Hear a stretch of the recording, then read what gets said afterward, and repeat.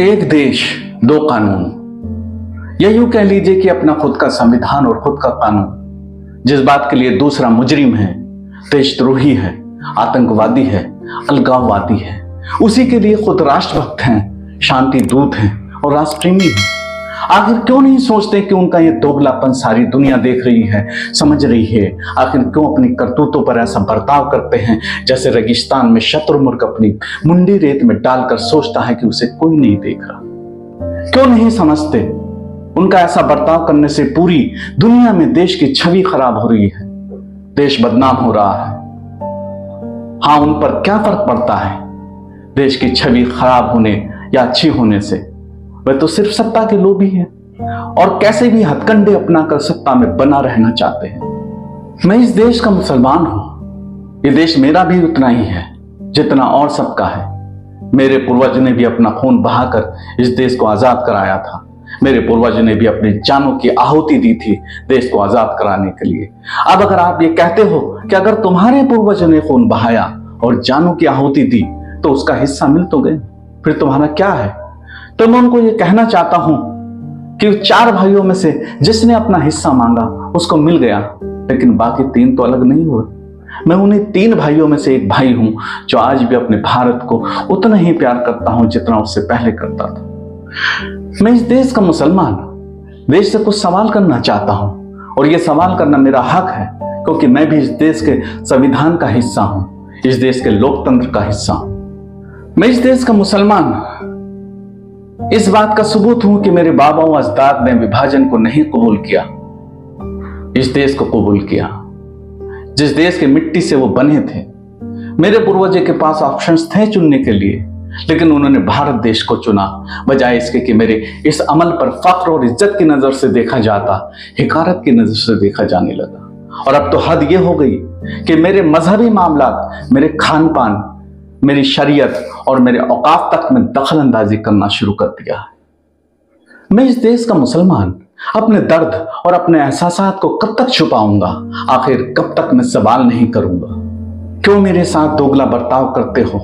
क्यों बार बार मेरे वजूद की असमत को तार तार करते हो? मैं खुले में नमाज नहीं पढ़ सकता क्योंकि इससे किसी की धार्मिक भावनाएं आहत होती हैं। क्या खुले में भजन कीर्तन नहीं होता? क्या सड़कों पर तमाम यात्राएं और जुलूस नहीं निकलते? फिर मेरी 10 मिनट की नमाज बर्दाश्त क्यों नहीं होती? क्यों सड़क पर नमाज पढ़ने पर कभी नमाज की हालत में मेरे ठोकर मारी जाती है और कभी किसी दुराग्रह की भावना से सरकारी आदेश जारी करके ईद की नमाज सड़कों पर न पढ़ने के फरमान जारी कर दिए जाते हैं। मैं इस देश का मुसलमान हूं। क्या मुझे और दूसरों की तरह अधिकार नहीं, जिस तरह दूसरों को सड़कों को ब्लॉक करके अपने धार्मिक काम करने का अधिकार है? कभी सोचा है जब दूसरों पर फूल बरसाए जाते हैं और मेरे लिए प्रशासन तैनात किया जाता है ताकि मैं सड़क पर नमाज ना पढ़ सकूं, कभी मुझसे मेरा नाम मेरी दुकान पर लिखने को बोला जाता है और बोला जाता है कि मैं अपनी पहचान जाहिर करूं, कभी मेरे खान पान पर पाबंदी लगा दी जाती है। अगर कोई खान पान की चीज किसी के धर्म में प्रतिबंधित है तो मेरे धर्म में भी तो बहुत सी चीजें प्रतिबंधित। मैं तो कभी नहीं कहता कि रमजान में शराब पर पाबंदी लगाओ। क्या यह रवैया मेरे देश के संविधान की अवहेलना नहीं? क्या कॉन्स्टिट्यूशनल ओथ की खिलाफ वर्जी नहीं जो किसी भी संवैधानिक पद पर बैठने से पहले ली जाती है? क्या एक संवैधानिक पद पर बैठे एक मंत्री के ये भाषण कि देखा अब सड़क पर नमाज नहीं होती, देखा अब वह चिंघाड़ने की आवाज भी नहीं आती, संविधान और उस पद की गरिमा को बेइज्जत नहीं करते? एक तरफ तुम फूलों की बारिश करते हो और दूसरी तरफ इस तरह के ईर्ष्या और नफरत भरे भाषण देते हो। तुमने अपना खुद का एक कानून बनाया हुआ है, अपना खुद का एक सब जुडिशियरी सिस्टम बनाया हुआ है। मेरे घर को अवैध निर्माण कहकर गिरा दिया जाता है और उन्हीं परिवेश में अगर कोई दूसरा इंसान होता है तो उसका निर्माण वैध हो जाता है। अगर बात वैध और अवैध निर्माण की है तो आधे से ज्यादा देश का निर्माण अवैध होगा। यह भी हो सकता है जहां से बैठकर ये फरमान जारी किए जाते हैं वो भी जांच में अवैध निर्माण ही निकले। क्या ये सब जुडिशियरी बुलडोजर कानून सिर्फ मेरे लिए है या ये सब पर लागू होना चाहिए? मुझे पता है ये तुम सिर्फ राजनीतिक खेल खेलते हो ताकि एक खास समुदाय को खुश कर सको और सत्ता में बिना किसी रियल इश्यूज पर काम किए बने रहो। मैं इस देश का मुसलमान, कभी मुझे भीड़ में घेर कर सताया जाता है, कभी मुझे गोमांस के शक में मार दिया जाता है, और कभी मुझ पर सफर में जुल्म किया जाता है और मुझ पर गोमांस खाने का आरोप लगाया जाता है। मुझे पता है तुम सिर्फ मेरे ही ऊपर जुल्म कर सकते हो, क्योंकि तुम जितना मुझे टॉर्चर करोगे तुम सत्ता में उतने ही मजबूत होंगे। तुम्हें या तुम्हारे वो कथित गोरक्षा दल, उन बड़ी बड़ी कंपनीज जो बाहर देशों में मांस का निर्यात करती हैं, या वो बड़े बड़े होटल जिनमें खुलेआम गोमांस परोसा जाता है, कोई कार्रवाई नहीं करेंगे। लेकिन एक मुसलमान के हाथ में अगर भैंस या बकरे का मांस भी होगा तो उसको जान से हाथ धोना पड़ेगा। हद तो यह है कि देश के बहुत से ऐसे राज्य भी हैं जहां सत्ता में भी तुम ही हो, लेकिन वहां खुलेआम गोमांस बेचा भी जाता है और परोसा भी जाता है, और वहां कोई गोरक्षा दल भी काम नहीं करता। ये तुम्हारी कैसी आस्था है, कैसा तुम्हारा चरित्र है जो सिर्फ एक खास समुदाय को निशाना बनाना जानता है। मैं इस देश का मुसलमान हूं, क्यों तुम मेरी शरीयत में दखल देते हो? क्यों कभी 3 तलाक, कभी कोई और मुद्दा लेकर सुर्खियां बटोरते हो? कभी मुझ पर लव जिहाद के नाम पर कानून बनाते हो, कभी मेरी तरक्की को आइए जिहाद बताते हो। जब कोई मुस्लिम लड़का किसी खास धर्म की लड़की से शादी करता है तो वह लव जिहाद बन जाता है, और जब इसके विपरीत कोई खास धर्म का लड़का किसी मुस्लिम लड़की से शादी करता है तो वो भगवा जिहाद क्यों नहीं बनता? अगर एक कानून लव जिहाद पर हो सकता है तो एक कानून भगवा जिहाद पर भी होना चाहिए। क्या आपके इस तरह के कानून बनाना आपकी नफरत की भावना को नहीं दर्शाता? क्या इस तरह के कानून बनाना अनकॉन्स्टिट्यूशनल नहीं, जो सिर्फ एक खास समुदाय को टारगेट करने के लिए बनाया गया हो? इसका मंथन तो जरूर करते होंगे और शर्म भी आती होगी, लेकिन आपकी नफरत और द्वेष की भावना आपकी शर्म को बेशर्मी में बदल देती होगी। मैं इस देश का मुसलमान हूं, मुझे नहीं पता मुगलों ने यहां आकर क्या किया, कौन सा मंदिर तोड़ा और कौन सी मस्जिद बनाई, लेकिन मैंने जब से होश संभाला मंदिर मस्जिद के मुद्दों पर फसाद देखा। मैंने अपनी आंखों से मस्जिद को शहीद होते देखा और एक भव्य मंदिर उस जगह पर बनते देखा। मैंने अपने जीवन में अदालत का एक फैसला भी देखा जिसमें मंदिर तोड़कर मस्जिद बनाने के सबूत भी नहीं मिले, लेकिन फिर भी आस्था के आधार पर मंदिर बनाने का फैसला किया गया। अब मैं भी बेफिक्र हो गया कि चलो कम से कम फसाद तो खत्म हुआ, लेकिन ये क्या? फिर ज्ञानवापी और मथुरा ईदगाह के मसले सामने आ गए और फिर वैसा ही माहौल बन गया जैसा बाबरी मस्जिद माफ करना, बाबरी ढांचे के वक्त था।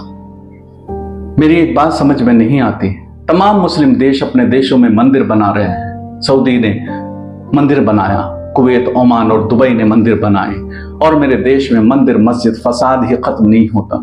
तमाम मुस्लिम देशों में मंदिर बनाए जाने पर भी मेरे देश में मंदिर मस्जिद का मुद्दा ही खत्म नहीं होता। आज एक नया अमल सामने आया है।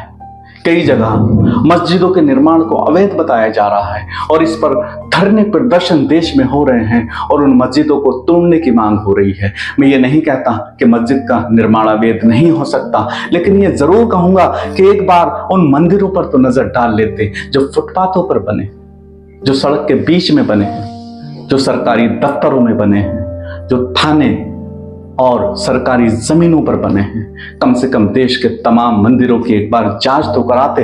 अगर 80% से भी ज्यादा अवैध निर्माण ना पाया गया तो कहना। आपको सिर्फ एक टारगेट ही क्यों दिखता है? क्यों अपने गिरेबान में पहले नहीं झांकते? क्यों आए दिन नफरत फैलाना का काम करते हो? मैं इस देश का मुसलमान कभी शिकायत नहीं करता कि ये मंदिर अवैध है, ये मठ अवैध है या वो आश्रम अवैध है। फिर क्यों तुमसे मैं बर्दाश्त नहीं होता? क्यों तुमसे मेरी मस्जिद, मेरी दरगाह, मेरे मदरसे और मेरी खानकाहें बर्दाश्त नहीं होती?